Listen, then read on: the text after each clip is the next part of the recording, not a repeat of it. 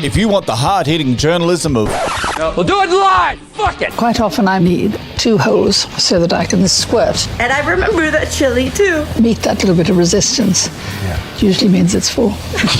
Do it live! I'll write it and we'll do it live! I love chili, but it's not more important than family porn. Why are you laughing? We're just children.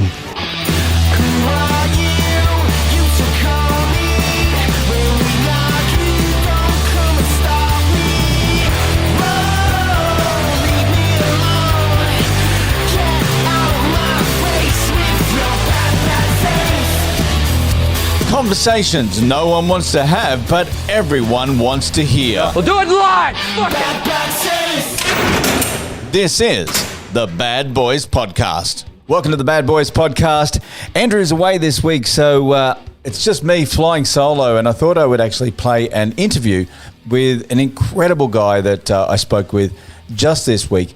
This month actually sees the release of the 6th album from one of the biggest supergroups of all time, the Dead Daisies. Now, the Dead Daisies have included members of some of the biggest bands in the world, bands like Guns N' Roses, Rolling Stones, Motley Crue, Thin Lizzy, Journey, Bad English, and if you remember, 10 years ago, it was actually fronted by Noiseworks Jon Stevens and started by David Lowy, who is an incredible musician in Australia.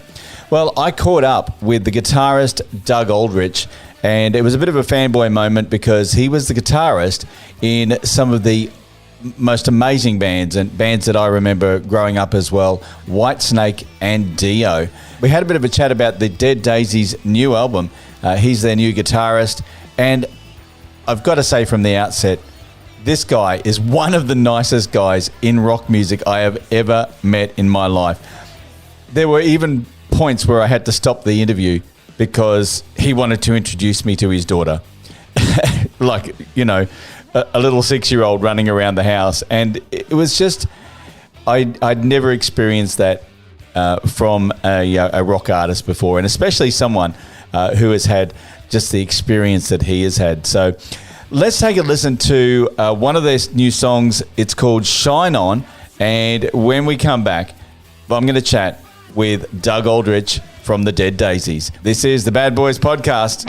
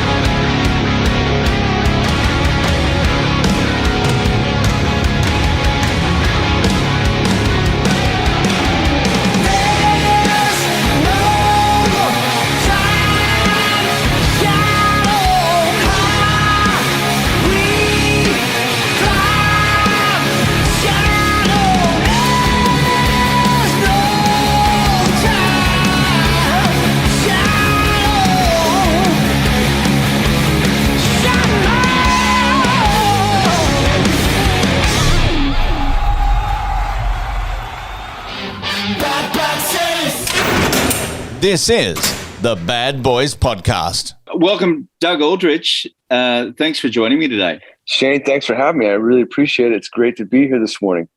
Now, we've got a bit of an Australian connection here with the Dead Daisies. I believe that the Dead Daisies actually started with two Aussie guys.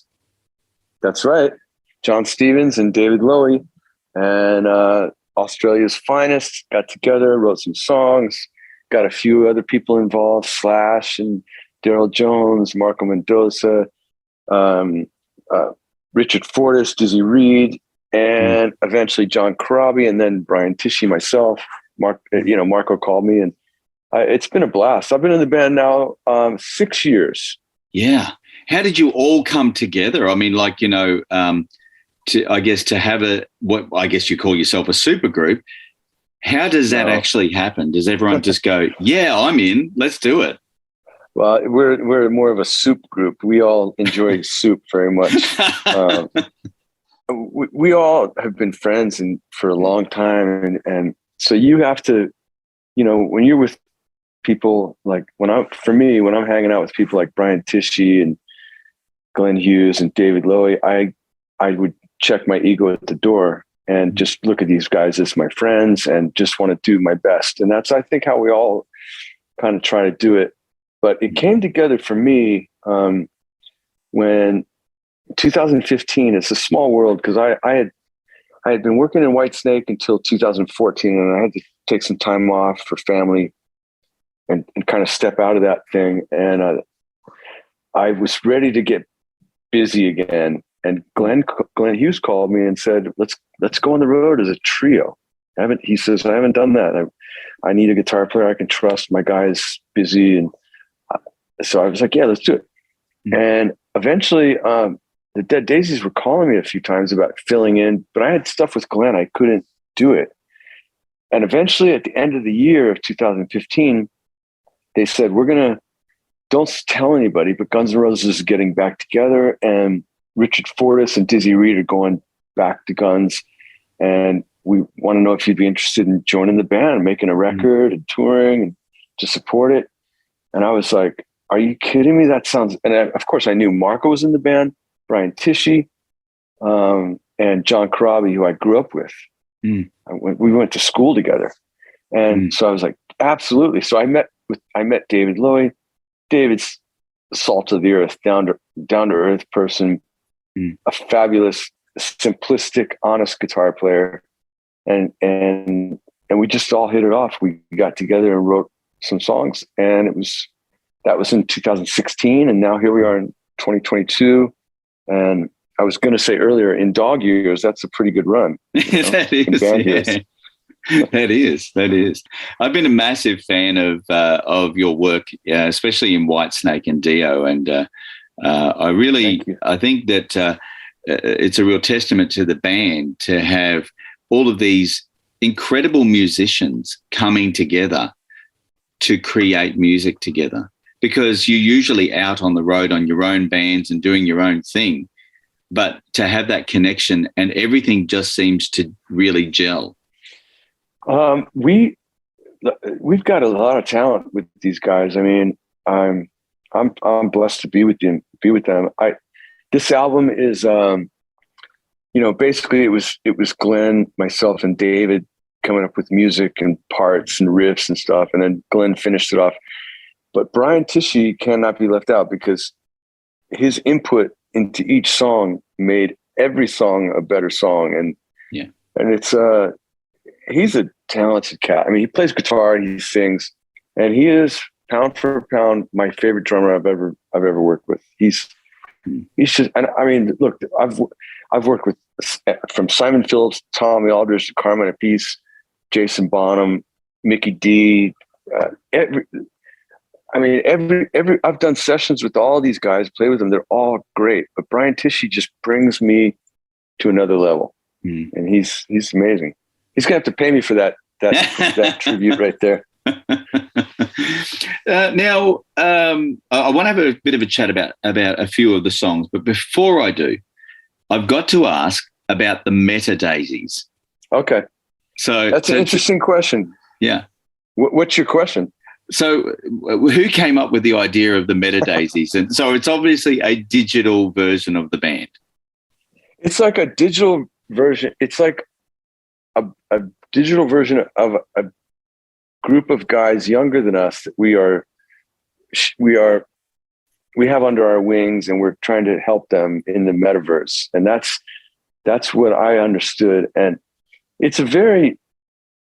basically what it is. It's a new way to promote to a different audience than what we normally would, because we're older guys. We've been around the block, and metaverse is a new way to promote all kinds of things in music and art and movies and all kinds of stuff.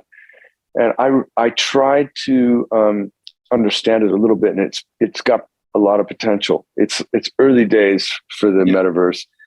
I can say that we were a little bit, confused about it in the beginning, like the guys in the band, but we have an amazing team behind us that helps us with promotion and marketing. And they found this thing that's at the early stages, and they wanted us to be involved, to have an opportunity to use it in the future. We're still trying to figure it out. But Radiance was a song that wouldn't necessarily be the first single to put out, but we did it because we were trying to launch the metaverse and the Meta Daisies at that time. And for anybody that is hearing this, it goes, what the fuck is he talking about? You can you can just fast forward a little bit, 10 seconds, because I don't really have any much more to say about it. But it's a marketing opportunity that we're trying to tap into to get some younger audience. Yeah, awesome. I think everyone is probably absolutely none the wiser now. But thank you for trying to answer that question. Yeah, I'm sorry. I'm not the best teacher of technology. I do one thing, man. I play guitar and I try to do my best. I can't explain. I mean, look, my phone is still, my phone can probably do 10,000 things that I don't know how to have it do. So it's just, that's when I just put it down and I pick up a guitar and I'm happy. Yeah, that's it. Because that doesn't change, right? You can still make it grind, and it still comes out exactly the same, even with little bits of pieces of technology to it. Well, like you, we love music, and music gets us through, and having an opportunity to play music and make a living today is a major blessing. I mean, you can be in all kinds of different places in your life, but I feel like I'm still connected to the 11-year-old Doug that picked up my sister's classical, and it just learned a couple of chords, and it's just like, it's incredible. I was just watching, I just turned on the phone. I was coming to you, and I hit Instagram on accident, and I saw a buddy come up, and he's got a new fuzz pedal. And I'm like, oh my God, I gotta have it. I gotta have that pedal. It's just it's an addiction, obsession, and a passion. Yeah.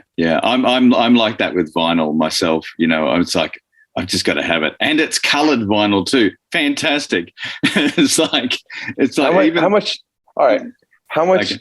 Like how? I mean, let's put it like this: how many albums do you have? Probably got about 600 albums, I think.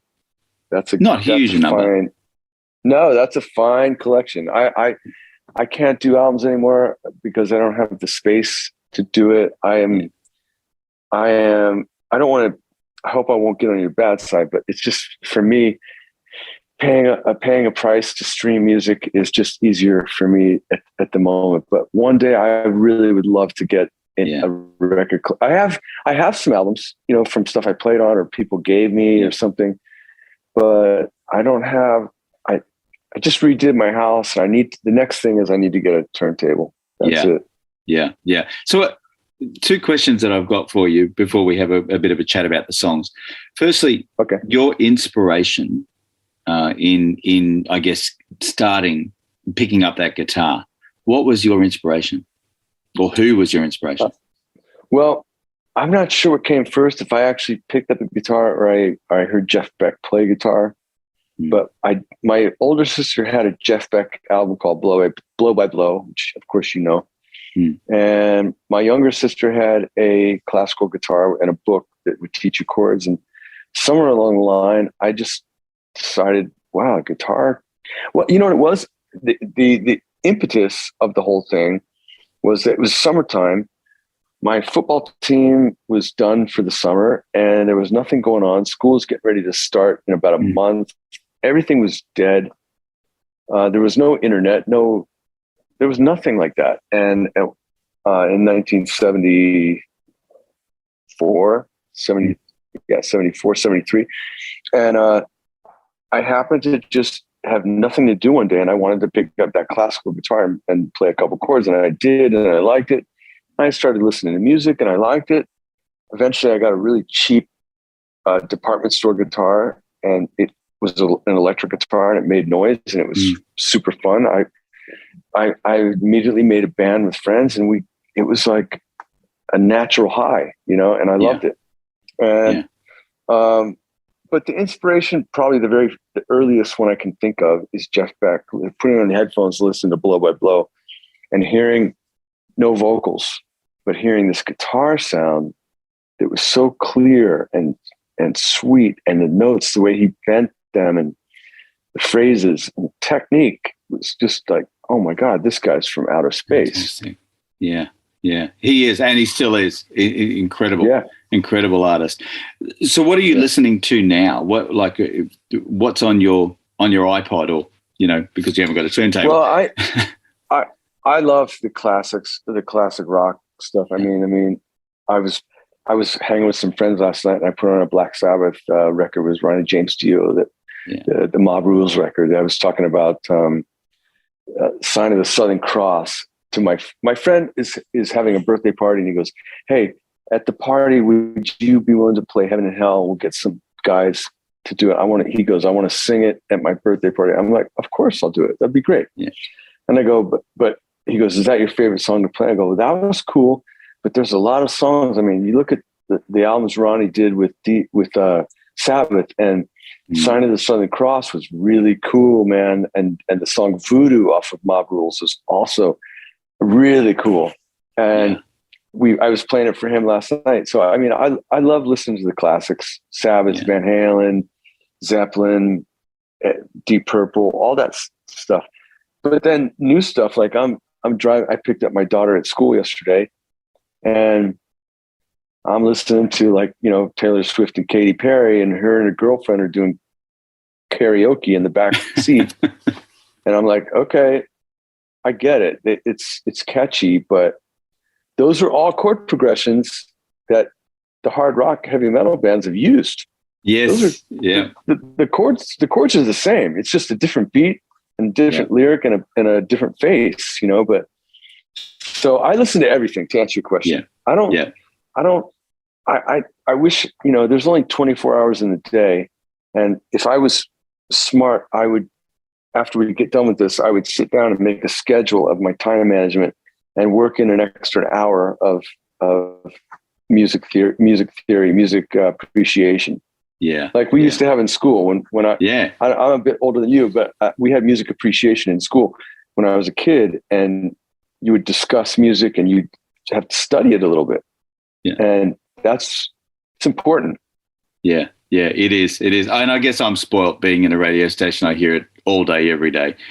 Sometimes it's not what I want to hear, but to go home and sit down and put on, your new album, Radiance. The other album I'm listening to at the moment is Ozzy Osbourne's Patient Number 9. Nice. Sit down and let me ask you this: what's your favorite track on that album so far? My favorite track so far is Parasite. Actually, who's on that? Gosh, not sure.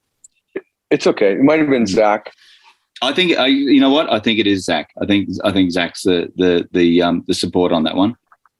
So I forgot the name of the tune because, of course, Patient Number 9, the title track is Beck with Jeff Beck. It's really cool.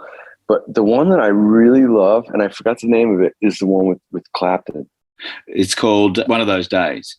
That's right. Yeah, great track too. That's a great track as well. Yeah, yeah. We're actually playing that, a bit here too. So one of those days reminds me of Clapton back in the Cream era, and it's so cool to hear him play like that. It's really cool. Yeah. I'm gonna spin that album tonight. Yeah, to relax. I heard it the other day, and I was doing an interview, and they were asking about Guitar World in the U.S. was asking about like the best guitar album of the year, and I go, well, probably you're gonna have to go with Ozzy's album. He's got everybody on there. He's got all these guys, and there's a guy called Derek Sherinian that is a keyboard player. Derek's got an album out called Vortex that's got a lot of great guitar on it. Yeah, nice. Bonamassa and Steve Lukather, etc. Steve Lukather, and that's another name of another incredible guitarist.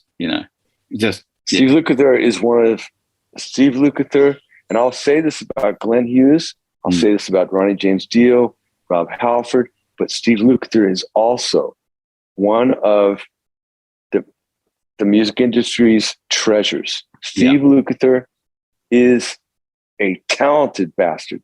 Yeah. I mean, this guy, his guitar playing alone, but his singing is just like, it's like an angel. Yeah.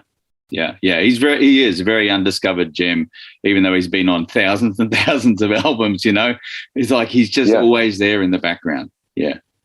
And I'll say, I mean, I've met a lot of my heroes. I've been blessed to meet a lot of them, and they're always really nice. But nobody's nicer than Luke. He's. I mean, when I met this guy, I'm in awe of this guy. Still, when I hear Rosanna, I'm like, I hear the turnaround going into the chorus. Dude,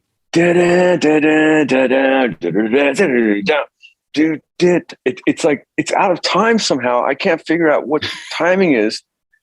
I always talk to myself. I know Luke. I mean, he's a friend now, but I've never asked him. Like, can you just walk me through the timing of that turnaround? Because it just cripples my mind every time. Now we could talk about guitars all day. I want to have a chat about 3 of the songs on your album. So the first one's "Shine On." If you can just give us a little bit of a rundown as to how that all came about. Okay, it came about in a very honest way. We were on tour last year, and David Lowy, is a very accomplished human. He is very successful in business. He's very successful in his hobbies that he likes to do, which is flying aircraft. I'm not going to say it's a hobby. I mean, it is a hobby because he doesn't get paid for it, but he has put the effort. He's put the time in. He did the road work, as they say in like, boxing terms or whatever. You got to put the road work in, bro. You can't go into the ring until you put the road work in. Well, he's done it. He put the road work in. He's been he's an award-winning pilot and very accomplished and driven and done really well. And as far as music goes, guitar playing, that's his passion. Yeah. He loves it, man. You can tell. He's very down to earth. He's a successful businessman, but he's very, very down to earth, salt of the earth. And his approach to playing guitar is very honest and Australian based. He's a child of Australia. The way he plays guitar, it's almost punk rock. It's downstrokes. It's tight. It's like the Angels. It's like Tattoo Rodeo. And he turned me on to a lot of this stuff. Like I didn't even know who Tattoo Rodeo was. No, Rose Tattoo. But sorry, that's what I meant. Rose Tattoo. Tattoo Rodeo was an LA band. Yeah. Anyways, he plays guitar and he gets into it and he starts to get fixated on a riff, and all of a sudden I'm starting to go, he's into that. Like, I'm going to record that because whatever he's doing, he won't stop playing it. And it was the riff for "Shine On." On the back of the bus, I took my phone and I recorded it. And he and I did some writing. Glenn did some writing. We got together. We all did some writing together. And then at the end, David goes, "Hey, did you go through your phone? Because, I know you recorded a bunch of stuff when we were on tour last year, just ideas I had or Glenn or him, whatever. I just record it in case. Because if you don't record it now, it goes out of your brain forever. And you never get it back the same way again. So I didn't. So I went back and I listened to everything from 2021 and I found this riff he was doing. And that was the initial riff of Shine On. And he and I did a demo of it and we passed it off to Glenn. And we had a basic melody that to present Glenn. And it was originally called, I forget what it was, but Glenn changed the word to Shine. He changed it to Shine On, and we've been playing it, and we will be playing it for years coming up, probably. Yeah. No, it's a great track. I also love Hypnotize Yourself. So I found the concept of hypnotize yourself interesting. Like, where did you come up with that whole idea of actually hypnotizing yourself?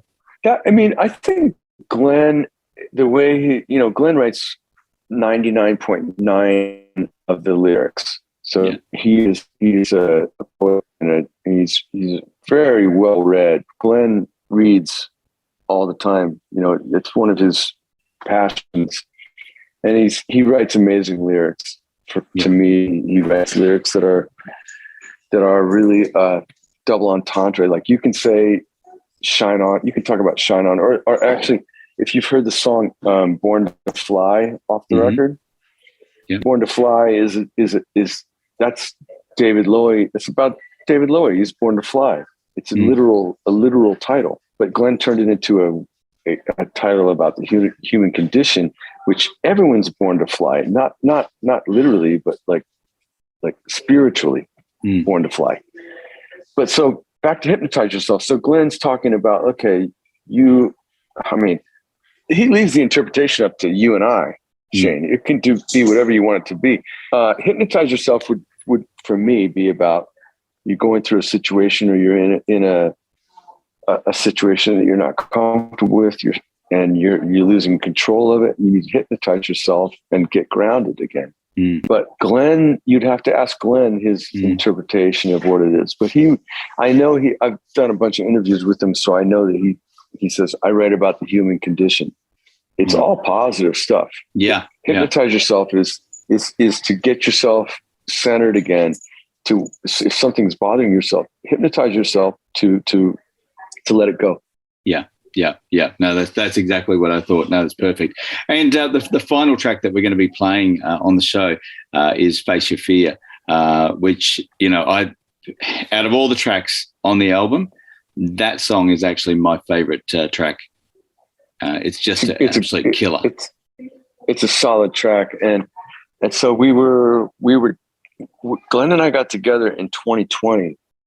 We were talking about, with management, we were talking about doing a concept album, and 2020 was going on and everyone was unclear what was going to happen. And we thought, let's take an opportunity to do this. And that was one of the songs that Glenn initiated based off of that title. That was like, what's more scary than facing your fear? It's what it is. And I'll tell you this because I've had therapy before. I know if you're in a situation, if you're in a relationship, if you're in something, in a job that you are not happy about, but yet change is equally scary.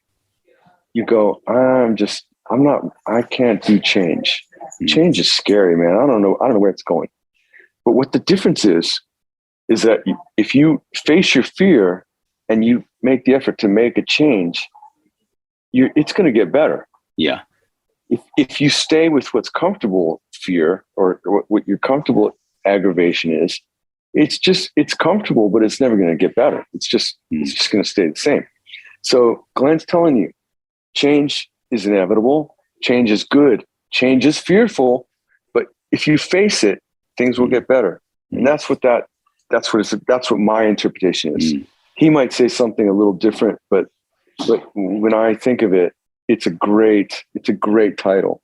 Yeah. And we've all had to face our fears over the last couple of years, haven't we? Really, with everything that we've gone through. Yeah, definitely.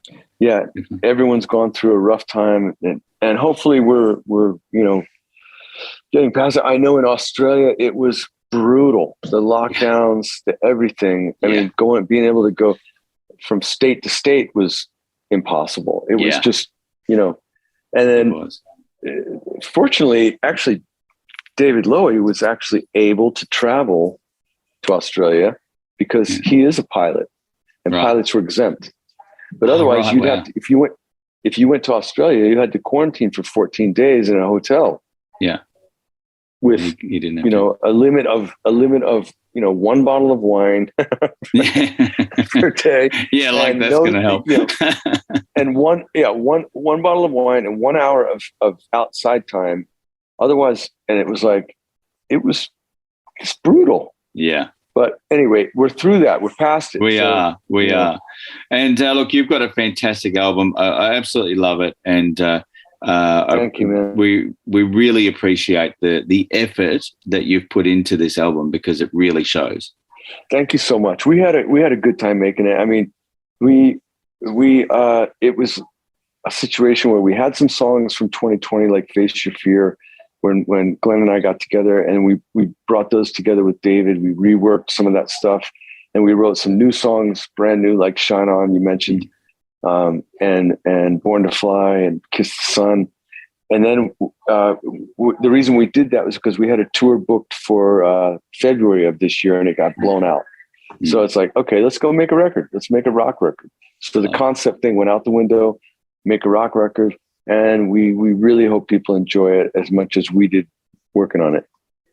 Doug Aldrich, thank you so much for joining us. Shayne, thank you so much, man. We really appreciate it. And I'm so thankful that there are people like you who are musical purists that, keep inspiring the rest of us to go buy albums and listen to it like it's meant to be in the analog fashion.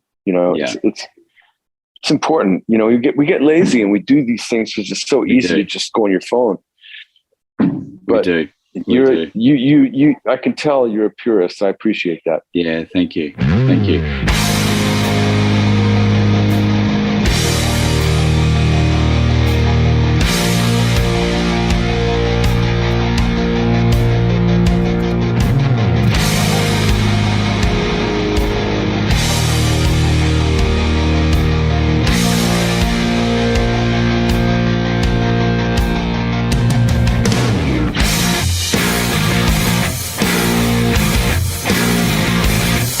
In the moonlight.